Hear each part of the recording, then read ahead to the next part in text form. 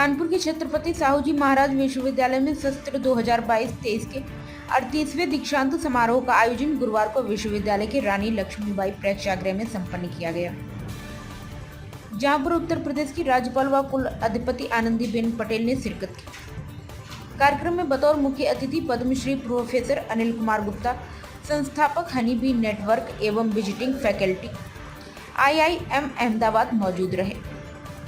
CSJMU का इस बार दीक्षांत समारोह चंद्रयान 3 की थीम पर आयोजित हुआ, जहां राज्यपाल आनंदीबेन पटेल ने मेधावियों को मेडल एवं उपाधि प्रदान करी, जिसमें राज्यपाल ने करीब 55 छात्र छात्राओं को 98 पदक दिए और उनके उज्जवल भविष्य की कामना करी।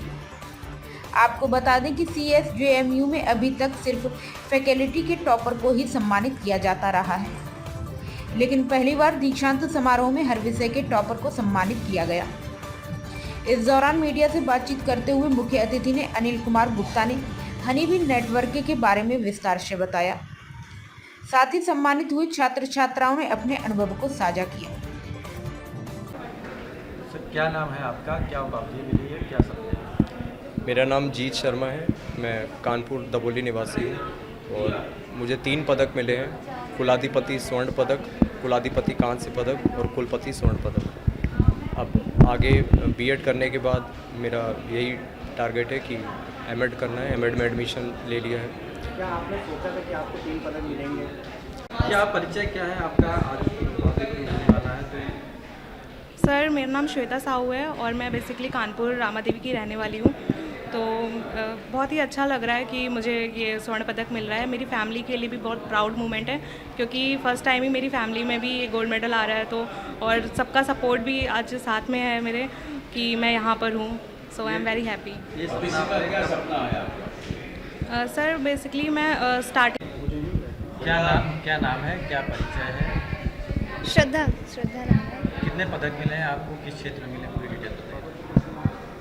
5 पदक मिल रहे हैं। एक पहला है कुलपति कांस्य पदक, कुलाधिपति कांस्य पदक, वो BA में सबसे ज़्यादा नंबर हैं। दूसरा है कि हिंदी में सबसे ज़्यादा नंबर हैं और तीसरा स्नातक में सबसे ज़्यादा हैं और चौथा और पांचवा भी उसी में है। क्या आपने कभी सोचा था कि हमको इतने पदक मिलने वाले पहले? ये तो कभी नहीं सोचा था कि 5 मिल जाएंगे। मतलब 1-2 हो सकता था, कभी सोचा हो, ये मतलब सोचा था कि मिले ऐसा, लेकिन ऐसा नहीं सोचा था कि 5 मिल जाएंगे। भविष्य का तो हमें UPSC करना है, उसके लिए प्रिपरेशन भी कर रहे हैं।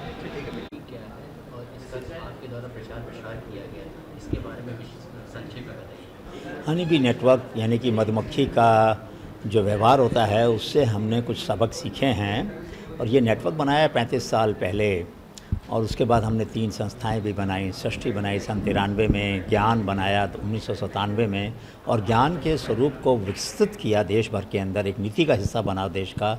उसके लिए बनाया नेशनल इनोवेशन फाउंडेशन, राष्ट्रीय नवप्रवर्तन प्रतिष्ठान 2000 में। तो मकसद क्या था ज्ञान हनी बी नेटवर्क का? हनी बी नेटवर्क का मकसद था कि जैसे मधुमक्खी परागीकरण करती है, एक जगह का ज्ञान दूसरी जगह फैलाती है, तो लोगों को एक दूसरे से सीखने के लिए प्रेरित करना। अब जिससे हम सीखेंगे वो गुमनाम ना रह जाए। हम तो सारे दुनिया में हमारी पहचान बन जाए और वो लोग गुमनाम हो जाएं, ऐसा भी नहीं होना चाहिए। तो इसलिए हमने एक व्यवस्था बनाई, दूसरा नियम बनाया कि जो ढूंढने में मदद करेगा नवसर्जकों को या परंपरागत ज्ञान संपन्न लोगों को, उनकी भी पहचान होनी चाहिए और जिनको ढूंढा उनकी भी पहचान होनी चाहिए। तीसरी बात हमने बनाई, हम लोग शोध करते हैं। मैं आज कानपुर छत्रपति साहू महाराज यूनिवर्सिटी में आया हूँ, जो कानपुर यूनिवर्सिटी के नाम से मशहूर है। बहुत सारा शोध होता है।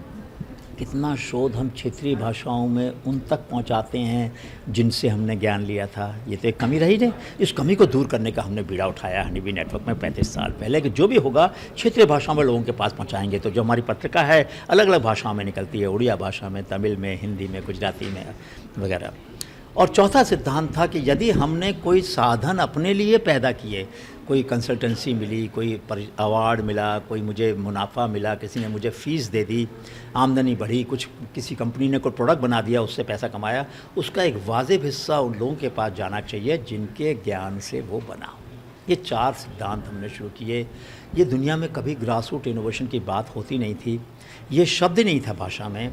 इस भाषा में सारी दुनिया की वार्तालाप में ग्रासरूट इनोवेशन की बात को शामिल करना यानी कि उन लोगों द्वारा इनोवेशन करना, नए नए समाधान निकालना जिनके पास व्यावसायिक ज्ञान नहीं था और कोई डिग्री नहीं थी, ऐसे लोगों को, कारीगरों को, किसानों को ढूंढा पूरे देश में, और जिन्होंने अलग अलग अद्भुत तरीके से समस्याओं का बहुत कम खर्च में, जिसको आज फ्रूगल इनोवेशन बोलते हैं, ग्रास रूट इनोवेशन और फ्रूगल इनोवेशन, कम खर्च वाली किफ़ायती नवसर्जन, इनको ढूंढा, इनके लिए नीतियाँ बनवाई, इनको आगे, इनके लिए पेटेंट फाइल किए हमने, 1000 से ज़्यादा पेटेंट किए हैं। कहूँगा हमने।